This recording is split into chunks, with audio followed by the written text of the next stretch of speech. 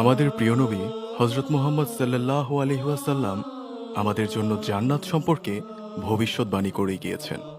আসুন জেনে নেই জান্নাত সম্পর্কে আমাদের প্রিয় নবী হজরত মুহাম্মদ সাল্লাল্লাহু আলাইহি ওয়াসাল্লামের বাণীগুলো।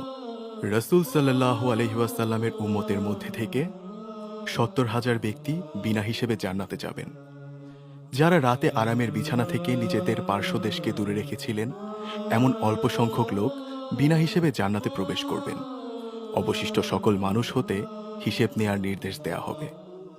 জান্নাতে জান্নাতবাসীরা প্রতি জুমাবারে বাজারে মিলিত হবেন এবং জান্নাতে জান্নাতবাসীদের রূপ সৌন্দর্য বৃদ্ধি পাবে। জান্নাতের স্তর হবে ১০০টি এবং জান্নাতের সর্বোচ্চ স্তর জান্নাতুল ফিরদাউস।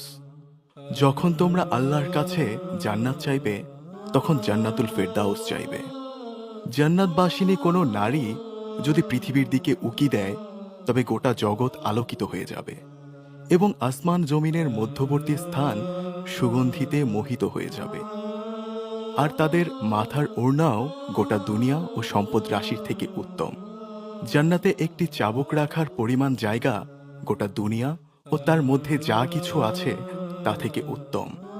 জান্নাতের একটি গাছের নিচের ছায়ায় কোনো সাওয়ারি যদি ১০০ বছরও সাওয়ার করে, তবে শেষ প্রান্ত পর্যন্ত পৌঁছতে পারবে না। জান্নাতে মুক্তা দিয়ে তৈরি ৬০ মাইল লম্বা একটি তাঁবু থাকবে।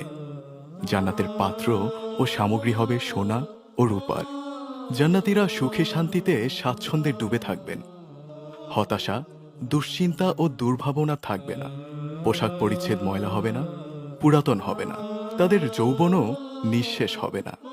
জান্নাতীরা সবসময় জীবিত থাকবেন, কখনো মৃত্যুবরণ করবেন না। সবসময় যুবক থাকবেন, বৃদ্ধ হবেন না।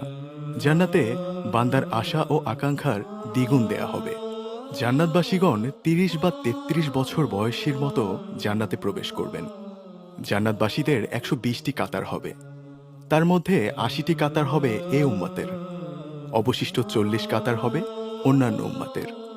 জান্নাতে একটি বাজার আছে, সেখানে ক্রয় বিক্রয় নেই।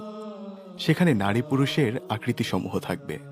সুতরাং যখনই কেউ কোনো আকৃতিকে পছন্দ করবে, তখন সে সেই আকৃতিতে রূপান্তরিত হবে। আল্লাহ তাআলা হিজাব বা পর্দা তুলে ফেলবেন।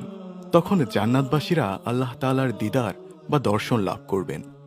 আল্লাহ তাআলা দর্শন লাভ ও তার দিকে তাকিয়ে থাকার চেয়ে অধিকতর প্রিয় কোনো বস্তুই এ যাবৎ তাদেরকে প্রদান করা হয়নি। আল্লাহ রাব্বুল আলামিন আমাদের জান্নাতের এই সকলের নেয়ামত সমূহ লাভের সৌভাগ্য দান করুন। আমিন।